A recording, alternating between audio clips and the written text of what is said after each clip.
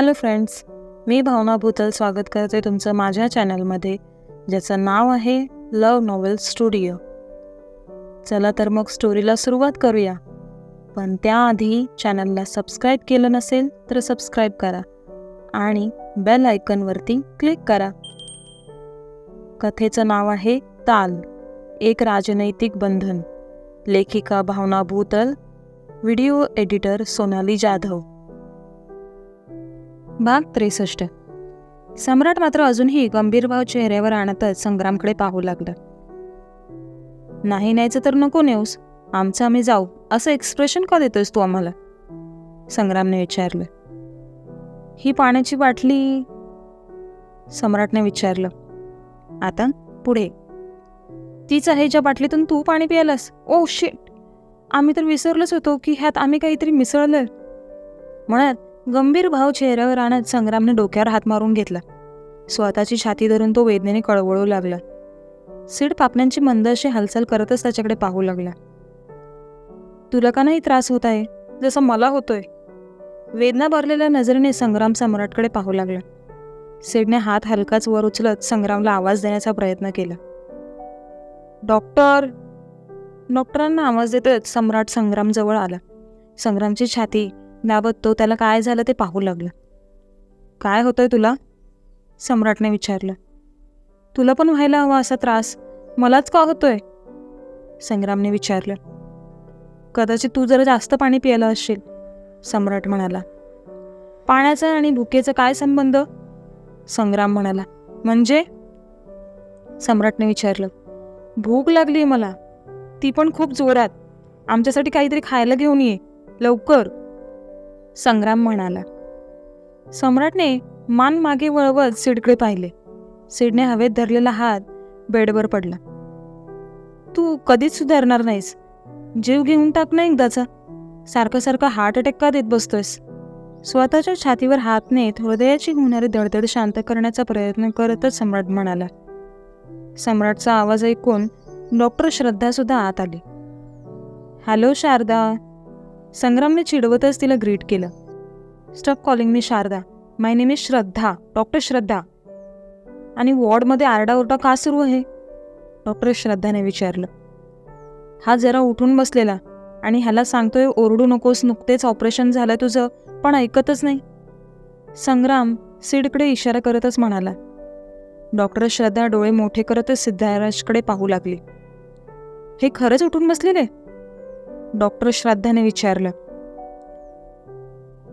फक्त उठूनच नाही बसले ग, तर तो त्या विंडोजवळ जाऊन खिडकीबाहेर डोकावून बाहेरील नजारा बघण्यात एकदम तल्लीन झालेला आहे. संग्राम डॉक्टर श्रद्धासोबत मस्ती करू लागला होता. सम्राटने डोक्यावर हात मारून घेतला. मी माझ्या सिनियर डॉक्टरांसोबत ह्याविषयी बोलते, पण पेशंटने लगेचच एवढी हालचाल न केलेली बरी. नुकतीच मोठी सर्जरी त्यांच्या हृदयावर करण्यात आलेली आहे. हृदय पूर्णपणे पूर्ववत काम करण्यासाठी त्यांनी जमेल तितकी विश्रांती घेण्याची आवश्यकता आहे. अशा महत्त्वाच्या सूचना डॉक्टर श्रद्धाने संग्रामला दिल्या आणि तिथून निघाली. सिद्धराज फक्त नजरेनेच बघण्याचं काम सध्या करीत होता. संग्रामचा सुरू असलेला नौटंकीपणा बघण्याव्यतिरिक्त त्याच्याकडे दुसरा कोणताच उपाय नव्हता. हे हॉस्पिटल आहे, निदान इथे तरी थोडं सिरियसनेस असू देत तुझ्यात, सम्राट म्हणाला. आम्हाला भूक लागली, आम्ही नाश्ता करायला जातोय. तुला यायचंय तर येऊ शकतोस. तिथून आम्ही सरळ घरी निघून जाऊ. आईसाहेब आल्यात, त्यांना भेटून येतो. तू याच्याजवळ थांब, त्यासाठीच तुला जेलमधून बाहेर काढलंय. दोन्ही खिशात हात खुपसत संग्राम म्हणाला. नाही बोलायला गेलं तरी सम्राटला पण भरपूर भूक लागली होती. तो सुद्धा संग्राम मागोमाग ICU रूमच्या बाहेर पडला. आपल्या दोन्ही भावांना पहिल्यासारखे एकत्र बघून सिद्धराजला खूप छान वाटत होतं. खरं तर सिद्धार्थला छान वाटावं म्हणून संग्रामने सम्राटवरचा राग बाजूला करून त्याला पुन्हा आपलंसं केलं होतं. दुरूनच डॉक्टर श्रद्धा तिच्या सिनियर डॉक्टरांसोबत बोलतच येताना दिसली. सर, हे पेशंटचे मोठे भाऊ, ह्यांनीच मला तसं सांगितलं. तुम्ही आता मला जे काही सांगितलं ते सगळंच्या सगळं माझ्या सरांना सांगा, श्रद्धा संग्रामला म्हणाली. आम्ही तर तसं काही सांगितलं नाही सर. ही तुमची ज्युनियर डॉक्टर आम्हाला सांगत होती की ह्यांनी आमच्या बंधुराजांना म्हणजेच पेशंटला बेडवर उठून बसलेलं पाहिलं. पेशंट फक्त उठूनच नाही बसलेला, तर तो त्याच्या रूममधील विंडोजवळ जाऊन उभा होता असं सुद्धा हिचं म्हणणं आहे. फक्त उभा नव्हता, तर खिडकीबाहेर डोकावून बाहेरील नजारा बघण्यात एकदम तल्लीन झालेला असं सुद्धा ही म्हणाली. माझा या गोष्टीवर खरं तर विश्वासच नाही, पण आता डॉक्टर म्हणतात तर मी थोडासा विश्वास ठेवला. त्यात मी तिला 1-2 शंका विचारल्या तर म्हणाली की मी माझ्या सिनियर डॉक्टरांना घेऊन येते, तुम्ही त्यांच्याशी बोला. खरंच आमचा भाऊ असं काही करत असेल असं तुम्हाला पण वाटतं का? भोळेपणाचे भाव चेहऱ्यावर आणतच संग्रामने डॉक्टरांना प्रश्न केला. डॉक्टर श्रद्धाचं तर तोंडच उघडं राहिलं. डॉक्टर श्रद्धा, व्हॉट इज दिस? तिचे सिनियर डॉक्टर तिला थोडे रागातच विचारू लागले. सर, हे सगळं मी नाही तर हा मला बोलला. डॉक्टर श्रद्धा स्पष्टीकरण देतच म्हणाली. हे सगळं मी बोललो? तू माझ्यावर असले नको ते आरोप कसे काय करू शकतेस? हा माझा भाऊ पण तिथेच होता, ह्याला विचार. सम्राटच्या गळ्यात हात टाकत त्याला डॉक्टरांच्या पुढ्यात उभं करत संग्राम म्हणाला. सम्राटने डॉक्टर श्रद्धाकडे पाहिलं. संग्राममुळे आपल्याला सिनियर डॉक्टरकडून पक्का ओरडा भेटणार म्हणून रडवे भाव तिने तिच्या चेहऱ्यावर आणले होते. सम्राटचा पण नाईलाज होता. हो म्हणून त्याने मान डोलवली. डॉक्टर श्रद्धा, मला आत्ताच्या आत्ता माझ्या केबिनमध्ये येऊन भेट. डॉक्टर रागातच म्हणाले आणि तिथून निघून गेले. श्रद्धाने गाल फुगवले. पाय आपटतच ती डॉक्टरांच्या मागोमाग निघून गेली. सम्राट तिला तिथून जाताना बघतच राहिला. भाई, तू हे चांगलं नाही केलं. सम्राट म्हणाला, पण त्याचं बोलणं ऐकायला संग्राम तिथे नव्हता. संग्राम मागोमाग सम्राटसुद्धा तिथून निघाला. इकडे आद्याच्या घरी. राज, काल मी बॅगेत 2,000 ठेवलेले तुझ्या. माऊच्या घरी जाऊन तिला दे बोलली होती, तू दिले का? आद्याने विचारलं. राजने बॅगेत हात खुपसून 2,000ची नोट काढली. ओ गॉड, मी विसरलोच. राजने डोक्यावर हात मारून घेतच म्हटले. नो प्रॉब्लेम, आज आठवणीने दे. माऊ रात्री घरी येईल, तोपर्यंत अभ्यास करायला घे, आद्या म्हणाली आणि थेट किचनमध्ये धाव घेतली. मला पण अभ्यास करायचा आहे, छकुली म्हणाली. राज एकदम खुश झाला. अभ्यासातून अंग काढण्याचा नवीन मार्गच त्याला दिसला होता. माझा करतेस? राजने विचारलं. छकुलीने हो म्हणून मान डोलवली. राजने वही आणि पेन्सिल तिच्याजवळ सोपवली. काय करायचंय? छकुलीने विचारलं. कॅपिटल टी आणि स्मॉल टी, राज तिला शिकवत म्हणाला. छकुलीने त्याने शिकवलं तसं काढू लागली. मी बरोबर कळते ना? छकुलीने विचारलं. बरोबर कळते, राज छकुलीला चिडवतच म्हणाला. ओठांवर हात ठेवत एकटाच हसू लागला. छकुली त्याचा अभ्यास करण्यात गुंतून गेली होती. राज मात्र हातातील नोटीकडे बघण्यात हरवून गेला होता. डोक्यात नको नको ते भरपूर काही सुरू असतं त्याच्या. बाजूलाच असलेले कलर हातात घेत त्याने रंगरंगोटी करायला सुरुवात केली. जवळपास 15 मिनिटांनी. छकुली, गरमागरम सूप पिऊन घे, आत्या बाहेर आली. हातातील वही पेन छकुलीने बाजूला ठेवलं. आद्याने तिच्या समोर दोन्ही हात धरले. तिचे पाय व्यवस्थित जमिनीवर तिने टेकवले. स्वतःचा आधार देत ती छकुलीला थोडं चालवण्याचा प्रयत्न करत होती. छकुली हळूहळू स्वतःची पावलं पुढे टाकत होती. तिला व्यवस्थितपणे आद्याने खुर्चीवर बसवलं.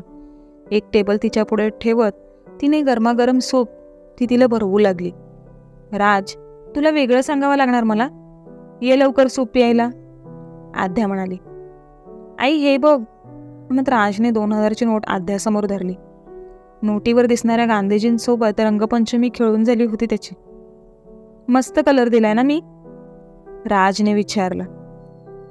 राज, 2,000ची नोट होती ती, तू रंगवून टाकलीस तिला. वेडा आहेस का तू? आद्याने राजच्या हातातून नोट काढून घेतच म्हटले. आता कलर केल्यावर चांगली दिसते ना? राजने फुल एक्साइटमेंटमध्येच विचारलं. आद्याने डोक्यावर हात मारून घेतला. नोटीवर रंग कोण करतं रे? आता ती नोट कोण घेणार पण नाही, आद्या म्हणाली. एवढा चांगला कलर केला तरी तुला आवडलं नाही? राज तोंड पाडतच म्हणाला. तुला अभ्यास सोडून नको त्या गोष्टी करायला कोण सांगतं? आता माऊला मी पैसे कुठून देऊ? आद्याने विचारलं. माझा ब्लॅक कलर संपलाय, बॉर्डर करायची राहूनच गेली, राज तोंड पाडतच म्हणाला. ओ गॉल, हा मुलगा ना वेलाच आहे.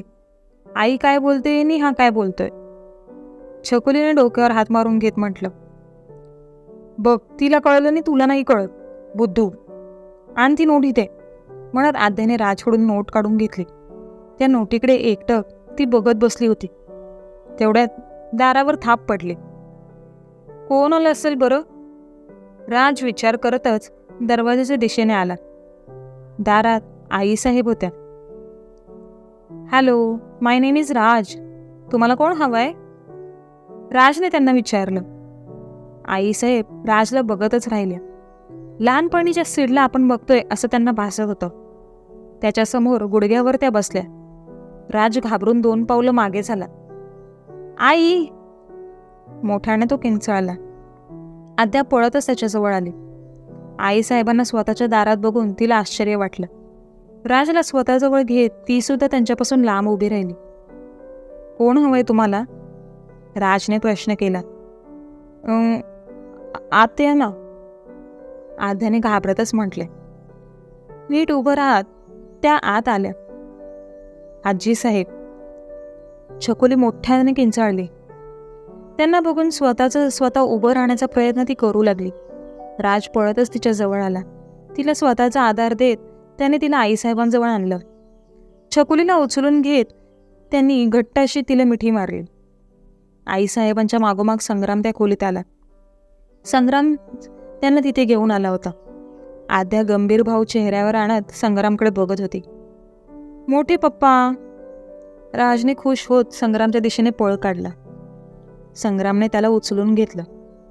आमच्या चिमणीला त्रास देत होतास ना? संग्रामने त्याला विचारलं. मी तर ड्रॉइंग करण्यात बिझी होतो. आई, मोठ्या पप्पांना दाखव मी कसे कलर भरले ते, राज म्हणाला. आद्याने हातात नोट तशीच पकडून ठेवली होती. मान खाली घालून ती होती.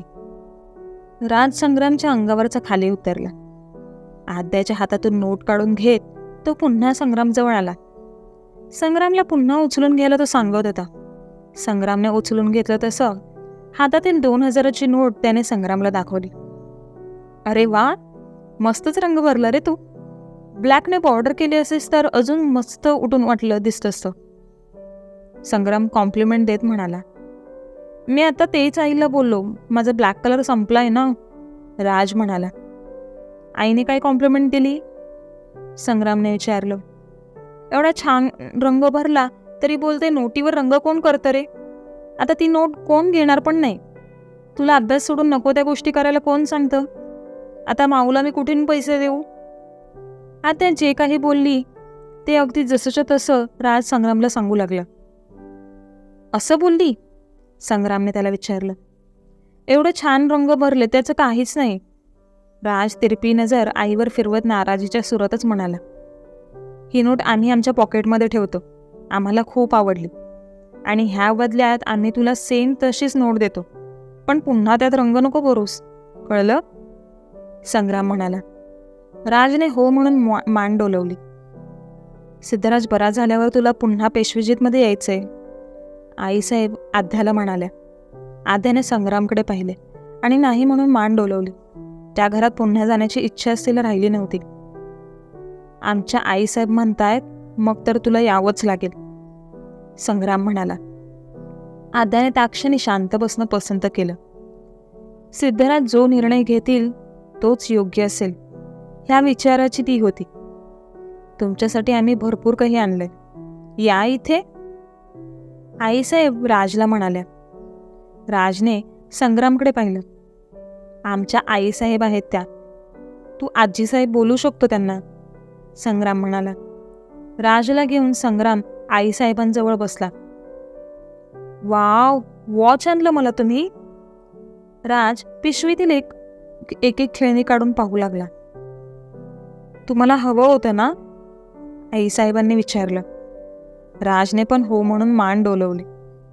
आमच्यासाठी काहीच नाही आणलं, छकुलीने थोडं नाराज होतच त्यांना विचारलं. तुमच्यासाठी पण भरपूर काही काही आणलंय. आईसाहेब दोन्ही नातवंडात रमून गेल्या होत्या. आद्या दुरूनच त्यांचं जे काही सुरू होतं ते बघत होती. सिद्धराज बरा होईपर्यंत आम्ही इथेच राहू, आद्याला चालेल ना, आईसाहेबांनी विचारलं. इथे ह्या छोट्याशा घरी आईसाहेब राहायचं बोलतात हे बघून आद्याला आश्चर्याचा धक्काच बसला. चालेल ना, संग्रामने विचारलं. आद्याने पण हो म्हणून मान डोलवली. आम्ही निघू मग, संग्रामने विचारलं. आद्या त्याला हो म्हणाली.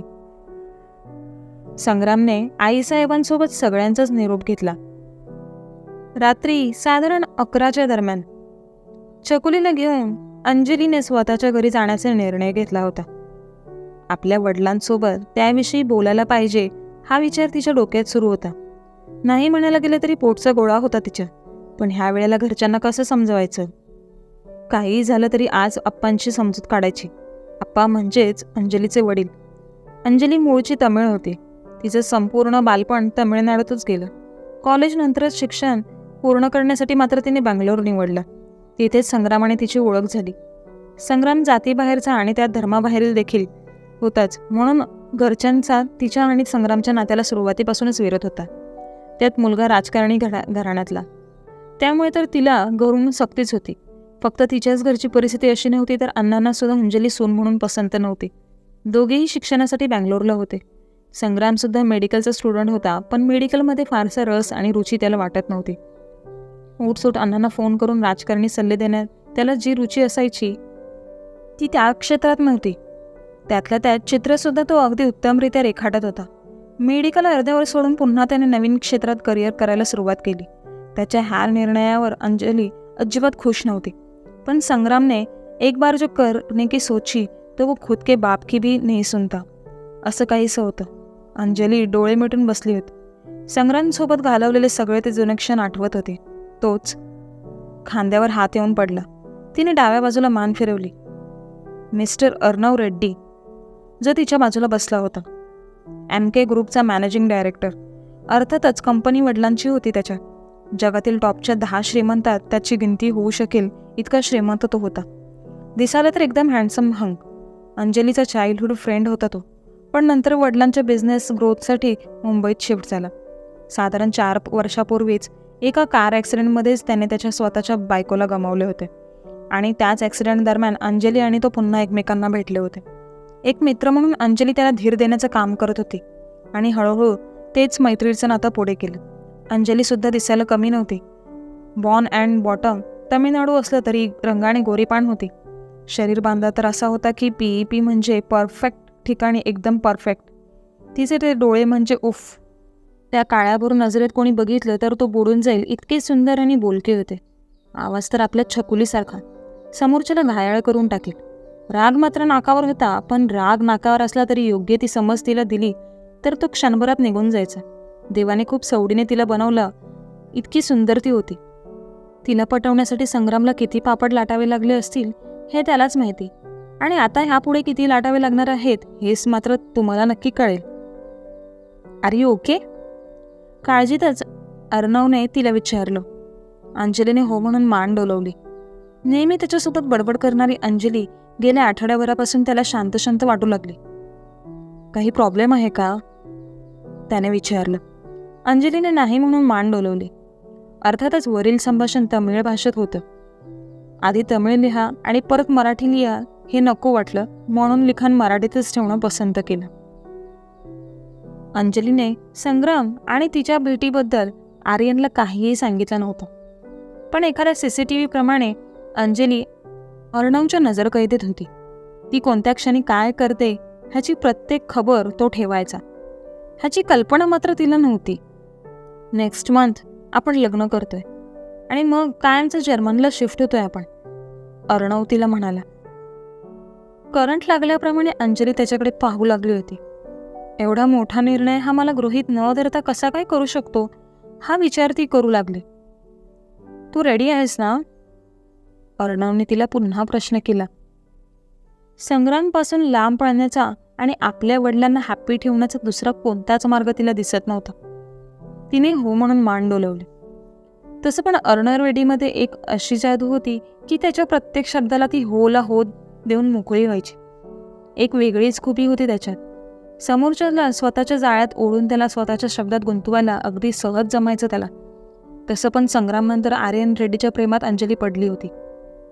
ज्या अपेक्षा तिच्या संग्रामकडून होत्या त्या सर्व काही अर्णव पूर्ण करत होता. पण आता फक्त प्रश्न संग्रामचा नव्हता तर संग्रामसोबत त्या दोघांची चिमणीही होती, ज्यात तिचा जीव अडकला होता. त्यामुळे तिच्या चेहऱ्यावर थोडी नाराजी तरंगू लागली होती. त्याने कमरेमागून हात घालत तिला जवळ ओढलं आणि नेहमीप्रमाणे तिला स्वतःच्या मांडीवर घेतलं. तिचे खांद्यावर लोंबकळणारे केस त्याने मागे टाकले आणि ओठ तिच्या थेट कानाजवळ नेले. मला धोका देण्याचा विचार दिसतोय तुझा, अर्णव म्हणाला. तिने डोळे घट्टपणे मिटले. मला विचार करायला थोडा वेळ हवा आहे, अंजली म्हणाली. महिना आहेच की तुझ्याजवळ, तो म्हणाला. तेवढा वेळ पुरेसा नाही, मला अजून थोडा वेळ हवाय. त्याच्यापासून थोडं लांब होतच ती म्हणाली. तू काही लपवतेस माझ्यापासून, अर्णवने तिला विचारलं. मला थोडा वेळ हवाय विचार करायला, दॅट्स इट, अंजली स्पष्टपणेच म्हणाली. अर्णवची गाडी अंजलीच्या घराजवळ येऊन थांबली होती. गुड नाईट म्हणत अंजली कार बाहेर पडणार तोच अर्णवने तिचा हात पकडत तिला अडवलं. तिच्या ओठांवर खरं तर त्याची नजर होती, पण अंजलीने त्याच्या हातातून स्वतःचा हात सोडवला आणि कार बाहेर पडली. उद्या तुला क्लिनिकमध्ये सोडण्यासाठी मी येईल, अर्णव म्हणाला. अंजलीने हो म्हणून मान डोलवली. तसं पण आजचं सानिध्याला तिने डिस्चार्ज दिला होता, म्हणजे संग्राम पुन्हा हॉस्पिटलमध्ये येण्याचा प्रश्न येत नव्हता. संग्राम आणि अर्णवला समोरासमोर आणण्यापासून ती घाबरत होती, कारण दोघेही समगुणी होते. एकमेकांना समोरासमोर बघून काय करतील ह्याचा विचारसुद्धा तिला करवत नव्हता. ती काहीही न बोलता स्वतःच्या घरी निघून आली. तिचे वडील जागेच होते. खिडकीतून अर्णवच्या गाडीतून बाहेर पडताना त्यांनी तिला बघितलं होतं. अर्णवसोबत लग्न करण्याचा प्रस्ताव खरं तर त्यांनीच तिच्या डोक्यात घातला होता. सुरुवातीला अंजलीने आडेवेडे घेतले, पण वडिलांच्या शब्दापुढे जाणं तिने पसंत नाही केलं. त्यात अर्णवने शब्दांची जादू करून तिला आणि तिच्या वडिलांना स्वतःच्या जाळ्यात ओढलं होतं. असं अजिबात नव्हतं की अंजलीपेक्षा कोणी सुंदर मुलगी त्याला भेटणार नव्हती, पण अंजलीच्या प्रत्येक अदेवर तो फिदा झाला होता. तिचं हसणं, बोलणं, कधी कधी काळजी घेणं, त्याच्यासाठी भावूक होणं, नाही बोलायला गेलं तरी छकुलीचे प्रत्येक गुण अंजलीत होते.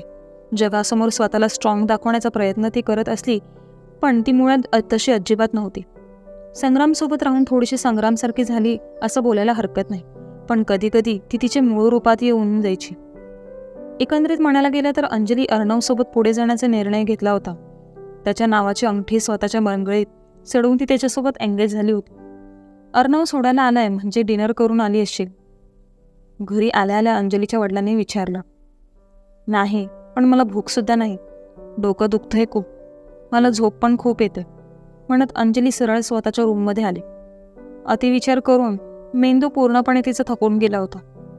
तिला विश्रांतीची खरंच गरज होती. स्वतःच्या खोलीत येताच तिने खांद्यावरील बॅग आगातच बेडवर फेकून दिली. हातातील अंगठीकडे लक्ष गेलं तसं तिने ती अंगठी उतरवून बेडवर फेकून दिली. डोळ्यातून पाण्याच्या धारा वाहू लागल्या होत्या. पाणी नक्की काय येतंय ह्याचं कारण तिला सुद्धा माहीत नव्हतं, पण आपलं गणित कुठेतरी चुकलंय ह्याची जाणीव तिला होत होती. अंगावरील कपडे उतरवत स्वतःभोवती टॉवेल तिने गुंडाळलं. कपाटातून नवीन कपडे काढत तिने बाथरूमच्या दिशेने स्वतःची पावलं टाकली. लुकिंग हॉट, संग्रामचा आवाज तिच्या कानी पडला. घाबरतच तिने मागे वळून पाहिलं. तू, म्हणत मोठ्याने ती किंचाळली. तो पटकन तिच्या जवळ आला आणि त्याने तिच्या ओठांवर हात ठेवत हलकासा दाब दिला. तिच्या नजरेत असंख्य प्रश्न संग्रामला दिसत होते. तिच्या प्रत्येक प्रश्नाची उत्तरं देण्यास संग्राम तयार होता, पण अंजलीची किंकाळी ऐकून तिचे वडील दरवाजा ठोठावत होते. आम्ही इथेच आहोत, तुझ्यासोबत बोलल्याशिवाय आम्ही जाणार नाही, तो म्हणाला. आणि तो लांब झाला. तिच्या वडिलांना दिसू नये म्हणून तो लपून बसला. अंजली, दरवाजा उघड, तिचे वडील जोरजोरात दरवाजा ठोठावत म्हणाले. पटकन अंगावर कपडे चढवत तिने दरवाजा उघडला. तिने दरवाजा उघडताच तिच्यावर प्रश्नांचा वडीमार सुरू झाला. किंचाळलीस का, खोलीत चौफेर नजर फिरवत त्यांनी अंजलीला प्रश्न केला. अंजली एकटक त्या ठिकाणी बघत बसली होती जिथे संग्राम लपला होता. वडिलांना संग्रामबद्दल सांगून टाकण्याच्या तयारीतच ती होती. क्रमशः काय होईल पुढे, न्यू एंट्री कशी वाटली नक्की कळवा. हा भाग कसा वाटला ते सुद्धा सांगा. धन्यवाद.